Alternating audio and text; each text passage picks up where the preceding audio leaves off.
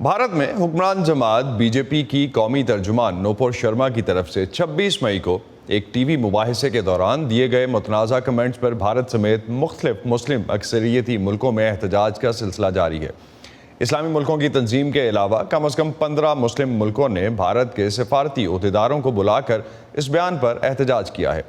BJP के बाज़ रहनुमाओं के मुतनाज़ा बयानात के बाद कानपुर शहर में 3 जून को एहतजाजी मुजाहरे हुए, जिनमें शामिल होने के शुबे में कानपुर में कई अफराद के घर बुलडोजर से मिसमार भी किए गए। पुलिस का मौक़िफ़ है कि ये घर गैर कानूनी है।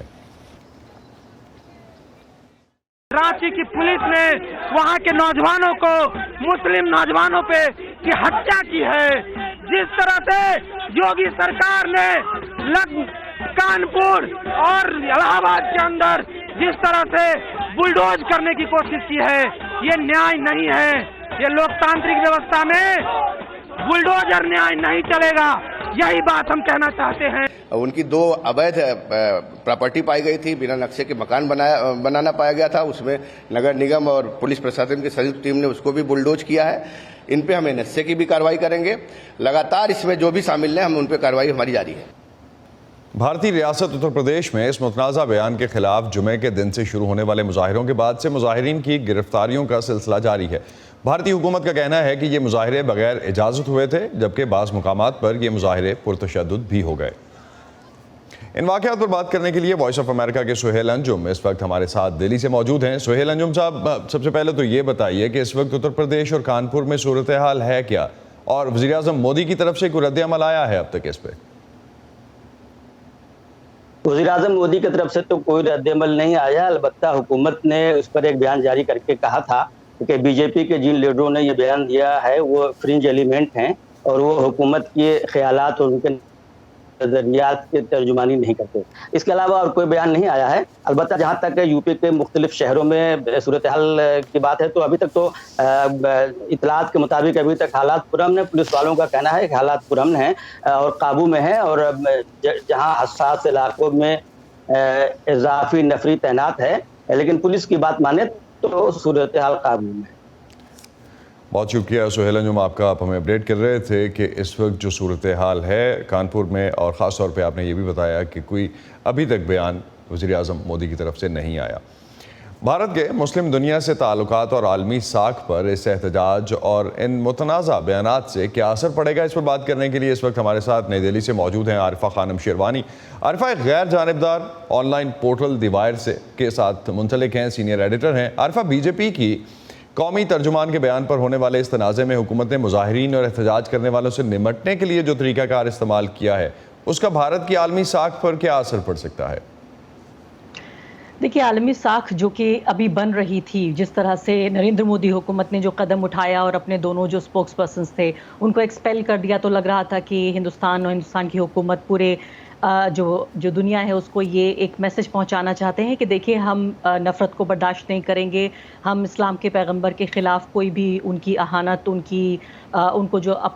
यानी कि इंसल्ट करने की जो कोशिश हो रही है, हम उसको बर्दाश्त नहीं करेंगे। लेकिन जिस तरह से एक्सटर्नली तो उन्होंने ये अपना चेहरा दिखाया, लेकिन इंटरनली आप देखिए कि जिन लोगों ने प्रोटेस्ट किया उनके साथ जो बर्ताव हो रहा है वो जाहिर है कि जो कुछ गेन, जिसे हम अंग्रेज़ी में कहते हैं कि जो फ़ायदा एक ग्लोबल लेवल पे मिल सकता था, उस ग्लोबल लेवल के फ़ायदे का इंटरनली जिस तरह से ख़ासकर ये इलाहाबाद शहर में उत्तर प्रदेश के जो कदम उठाया गया है, ये सीधे तौर पे पूरे तरीके से गैर कानूनी है। मैं कल एक फॉर्मर जज हैं इलाहाबाद हाई कोर्ट के, फॉर्मर चीफ जस्टिस, उनसे बातचीत कर रही थी। उन्होंने एक सिंगल लाइन में ये कहा कि जो हुआ है वो अपने आप में पूरे तरीके से इलीगल है। कोई भी कोर्ट ऑफ लॉ इसको कानूनी करार नहीं दे सकती, और उन्होंने ये भी कहा कि एक सिविलाइज्ड सोसाइटी में इस तरह की चीज़ें जो हैं वो एक दाग हैं। तो मुझे लगता है कि जो भी कुछ फ़ायदा जो उस कदम से हो सकता था, वो इंटरनली इसको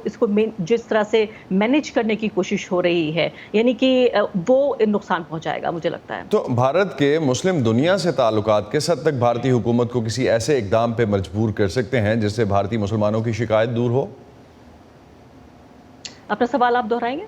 मैं जानना ये चाह रहा था कि भारत के जो मुस्लिम दुनिया से ताल्लुकात हैं, जो कि तजारती ताल्लुकात हैं, उस वजह से काफ़ी हद तक इम्पैक्ट जो है वो सऊदी, यूएई, कतर या दूसरे मुस्लिम ममालिक का है तजारती ताल्लुकात की वजह से, वो भारतीय हुकूमत को किसी ऐसे इकदाम पे मजबूर कर सकते हैं, कोई ऐसा स्टेप लेने के लिए फोर्स कर सकते हैं जिससे भारतीय मुसलमानों की जो ये शिकायत है वो दूर हो? मुश्किल सवाल है ये, क्योंकि देखिए ये बात सच है कि जो बिजनेस इंटरेस्ट है हिंदुस्तान का बाकी जो ये गल्फ़ कंट्रीज़ हैं वो अपने आप में काफ़ी अहम है। हिंदुस्तान का एक बड़े कारोबार का हिस्सा इन मुल्कों से जुड़ा हुआ है।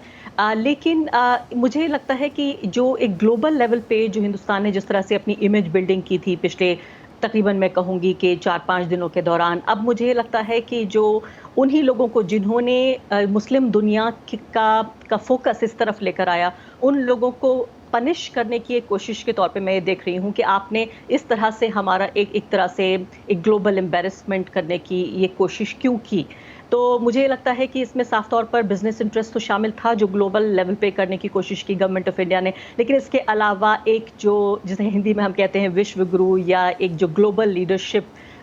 की जो एक ख्वाहिश है नरेंद्र मोदी की, उनकी गवर्नमेंट की कि हिंदुस्तान एक ग्लोबल लीडर बने, उसके तौर पे भी उनकी इमेज काफ़ी ख़राब हो रही थी इसके मद्देनज़र, क्योंकि जैसे आपने अपनी रिपोर्ट में बताया कि 1 दर्जन से भी ज़्यादा जो ममालिक थे उन्होंने इस पर एतराज़ जाहिर किया। तो अब ऐसा क्या किया जा सकता है इन मुल्कों के साथ जो कि हिंदुस्तान में मुसलमानों को फ़ायदा पहुँचाएगा, मुझे मुश्किल लगता है ये।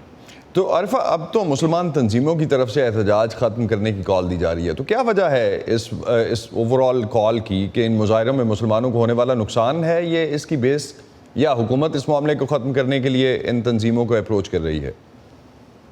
देखिए, ईमानदारी से मैं आपसे कहूँ तो जब इन 2 मेंबर्स को जब निकाला गया बीजेपी से और सख्त कदम उठाते हुए दिल्ली पुलिस ने जब मुकदमा भी दर्ज किया, तो मुझे ये इतने बड़े जो एहतजाज हुए जिसमें बदकिस्मती से कुछ लोगों ने वायलेंस का भी इस्तेमाल किया। वेस्ट बंगाल में अगर आप देखें तो ट्रेनों पर भी ये जो प्रोटेस्टर्स थे उन्होंने हमला किया। मैं इसको बहुत ज़्यादा, मैं इन लोगों की हौसला अफजाई नहीं करना चाहती कि ये बहुत अच्छा कदम नहीं था, क्योंकि पहली बार 8 साल में हमने देखा कि जहां गवर्नमेंट अपने एक बैकफुट पे नज़र आई और ख़ुद कदम उठाती हुई नज़र आई, तो ऐसे में क्यों इस तरह के खासकर प्रोटेस्ट किए गए और क्यों वायलेंस का इस्तेमाल किया गया, ये एक समझ से बाहर है। लेकिन अगर आप इसका सोर्स समझने की कोशिश करें कि क्यों आखिर लोग फिर भी सड़कों पर उतर रहे थे, तो मुझे लगता है कि 8 साल की जो नाइंसाफ़ी पिछले 8 साल में देखी गई है, जो एंटी मुस्लिम डिस्क्रिमिनेटरी पॉलिटिक्स देखी गई है, उसके गुस्से के तौर पे, मतलब एक तरह से ये समझ लीजिए एक मजमुआ, एक क्यूमुलेटिव इफेक्ट के तौर पे मुझे लगता है सड़कों पे यहाँ पर लोग नज़र आए। लेकिन ये बात मुसलमानों को, हर जो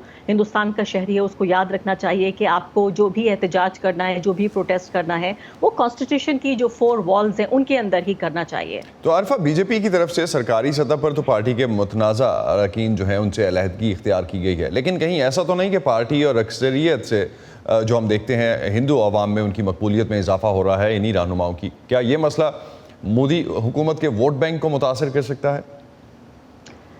देखिए, उनका जो वोट बैंक है इस वक्त वो इतना मजबूत है कि अगर ये कदम भी उठाया गया तो ऐसे माना जाएगा कि देखिए नरेंद्र मोदी या उनकी पार्टी ने इन 2 लोगों को कुर्बान किया उस धर्म युद्ध के लिए, जो एक क्रूसेड जिसको बताया जा रहा है कि हिंदुस्तान में एक क्रूसेड चल रहा है, हिंदुस्तान में जो ग्लोरी है, जो हिंदू ग्लोरी है उसे वापस लाने की जो एक पूरी ये जद्दोजहद है, एक तरह का जो ये जिहाद है, तो ये भी इस पूरी पॉलिटिक्स में वो इस वक्त अपनी पॉपुलैरिटी और अपनी मकबूलियत के एक ऐसे लम्हे पर हैं जहाँ वो जो भी कदम उठाते हैं, जो लोग उनको पसंद करते हैं, जो लोग उनको वोट करते हैं, वो उनको ज़्यादा से ज़्यादा पसंद ही करते हैं। क्योंकि सबसे बड़ी बात यह है कि जो इन्फॉर्मेशन के सोर्सेज हैं उस पर नरेंद्र मोदी और उनकी पार्टी बीजेपी और उनका जो सपोर्ट नेटवर्क है आरएसएस, इन सब का एक ऐसा कब्जा है कि जो भी चीज़ चाहें वो अपने हिसाब से और अपने तरीके से वो आम लोगों को बता सकते हैं, और ख़ासकर उनको कि जो करीब 30-40% लोग जो उनके बहुत ही पुख्ता वोटर्स हैं। तो अभी तो फिलहाल ऐसा नहीं लगता कि समझती हैं कि ये उसको बेनिफिट करेगा,